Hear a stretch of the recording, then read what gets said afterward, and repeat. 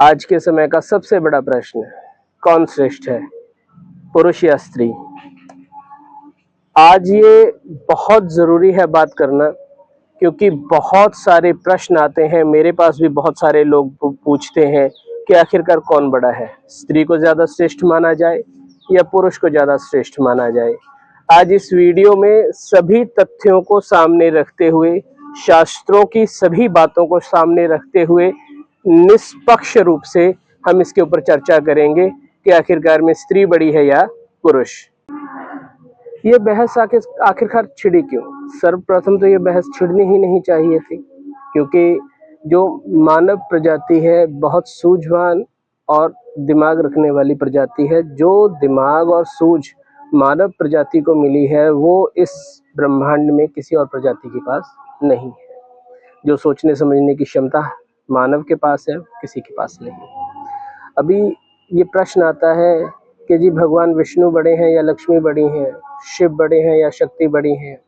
मेरे पिताजी प्रतिदिन शाम को श्रीमद् भागवत सप्ताह की कथा करते हैं लाइव। वहाँ पर भी कई लोग प्रश्न उठा देते हैं, कृष्ण बड़े हैं या राधा बड़ी है। ब्रह्मा और विष्णु और शिव, आखिरकार इनका महत्व क्या है, इनको हम कैसे देखते हैं। ब्रह्मा जो इस ब्रह्मांड का निर्माण करते हैं, जिसने ये सारी सृष्टि बनाई, वो है ब्रह्मा जी। जो इस सृष्टि की पालन करते हैं, इस सृष्टि को पालते पोसते हैं, इसका ध्यान रखते हैं, वो है भगवान विष्णु। और जब एक समय निकलने के बाद, युग परिवर्तन होने के बाद, जब ये यहाँ प्रलय आती है, जब ये सृष्टि सारी शून्य में समाप्त होती है, तब भगवान शिव अपने त्रिशूल से इस ब्रह्मांड को, इस पृथ्वी को समाप्त कर देते हैं। यानी कर्ता, भर्ता और धर्ता, ये तीनों ही हैं। इस रूप से देखा जाए तो ये तीनों शक्तियां बड़ी हैं। तो एक तो रूप ये है। अब आपको एक मैं श्लोक सुना रहा हूँ। श्लोक कुछ इस प्रकार है, यत्र नार्यस्तु पूज्यन्ते रमयन्ति तत्र देवता। मनुस्मृति में भी लिखा गया है, श्रीमद् भागवत में भी लिखा गया है, पद्म पुराण में भी लिखा गया है, मार्कंडेय पुराण में भी लिखा गया है, कई अन्य जगहों पर भी इस श्लोक का उल्लेख है। और इस श्लोक का अर्थ क्या है? जहाँ नारी की पूजा होती है वहीं देवता निवास करते हैं। माने कि जहाँ नारी का अपमान होता है वहाँ से सभी देवता चले जाते हैं। नारी की इतनी महिमा कही गई है। अभी थोड़ी देर पहले मैं आपको बता रहा था, ब्रह्मा जी ने पृथ्वी बनाई, ब्रह्मांड बनाया, विष्णु जी उसको पाल रहे हैं और भगवान शिव समाप्त कर रहे हैं। तो ये बड़े हुए। पर अब इसका एक रूप और देखते हैं। वो रूप क्या है? जब ब्रह्मा जी इस ब्रह्मांड को बनाते हैं तो क्या केवल ब्रह्मा जी बनाते हैं? आप समझिए कि किसी भी चीज को बनाने के लिए या कुछ भी करने के लिए सर्वप्रथम किस चीज की आवश्यकता होती है? वो होता है ज्ञान, वो होती है बुद्धि। और ब्रह्मा जी को वो कहाँ से प्राप्त होती है? माँ सरस्वती से। यानी जब ब्रह्मा जी इस ब्रह्मांड को बनाते हैं तो माँ भगवती सरस्वती के साथ बनाते हैं, माँ सरस्वती के निर्देशानुसार बनाते हैं। वहीं पर आप घर के मुखिया हो, मैं पुरुषों से कह रहा हूँ, आप घर के मुखिया हो, अपने घर चलाना है, बाहर जाते हो, बाहर से भौतिक वस्तुएं लाते हो, किस चीज से आती हैं? लक्ष्मी से ना, पैसे से, धन से। धन क्या है? लक्ष्मी। तो भगवान विष्णु जो संसार का पालन कर रहे हैं, इसका देख रेख कर रहे हैं, वो इस पालन में सहायता लेते हैं माँ लक्ष्मी की। यानी ये जो समृद्धि होती है, ये जो हम अपने आसपास ये प्रकृति का नज़ारा देखते हैं, हमारे घर की रसोई में जो अन्न होता है, हमारी लॉकर की तिजोरियों में जो धन होता है, वो क्या होती है? लक्ष्मी। यानी विष्णु जी अकेले इतने सामर्थ्यवान नहीं है कि वो पृथ्वी का पालन कर सकें, उसके लिए उनको आवश्यकता है माँ लक्ष्मी की। लक्ष्मी साथ में होंगी तो ये सृष्टि का पालन हो पाएगा। अब बात करते हैं भगवान शिव की। आप खुद देखिए ना, आप उठते हो, बैठते हो, चलते हो, दौड़ते हो, क्या ये शरीर कर लेता है? इस शरीर के अंदर शक्ति होती है ना। आपने कोई चीज उठानी है, क्या चाहिए बाजुओं में? ताकत चाहिए ना। यानी हमारा ये शरीर बिना शक्ति के क्या है? केवल एक बोझा, केवल एक मांस का लोथड़ा। यदि इसमें शक्ति है तभी इस शरीर का मूल्य है। वहीं जब शिव त्रिशूल उठाते हैं तो वो क्या है? शक्ति। यानी जब प्रलय होती है तो अकेले शिव में इतना सामर्थ्य नहीं है कि वो इस विश्व को, इस पृथ्वी को प्रलय में ले जा सकें। उसके लिए उनको आवश्यकता होती है शक्ति की। जब शक्ति होगी तभी प्रलय हो पाएगा। तो इस चीज से हमें क्या समझ में आता है? ये शास्त्रों के प्रमाण है कि ब्रह्मा, विष्णु और शिव ये तीनों अधूरे हैं बिना सरस्वती, लक्ष्मी और शक्ति के। उसी प्रकार पुरुष भी अधूरा है बिना स्त्री के, और स्त्री भी अधूरी है बिना पुरुष के। दोनों ही एक दूसरे के समकक्ष हैं। इनको आप प्रतिस्पर्धा में नहीं डाल सकते। इसको एक और तरीके से समझते हैं।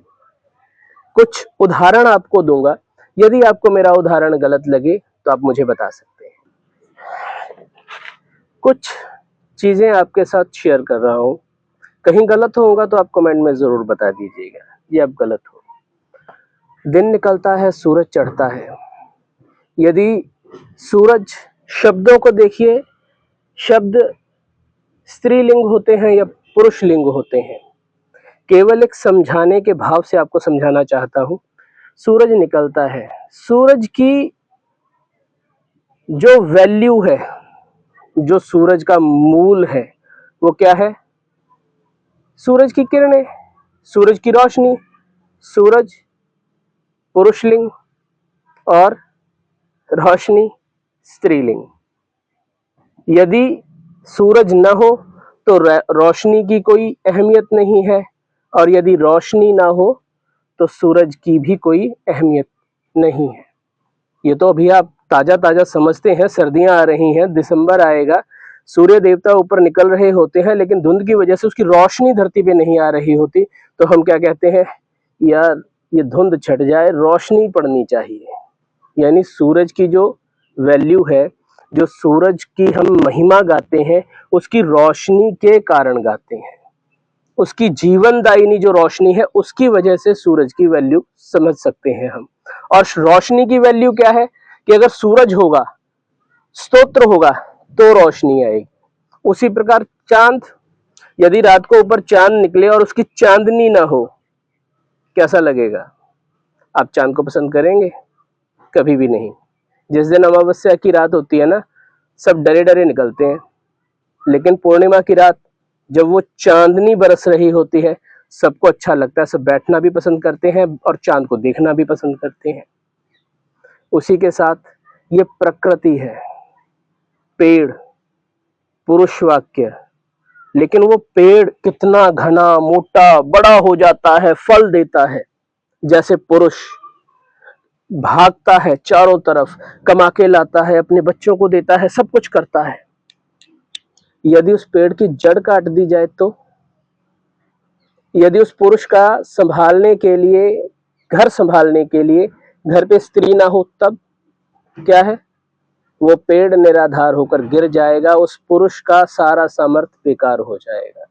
यानी पुरुष जो है वो पेड़ है, फल देता है, और जो उस पेड़ को ऊर्जा देता है, यानी देती है, वो कौन है? जड़, यानी स्त्री।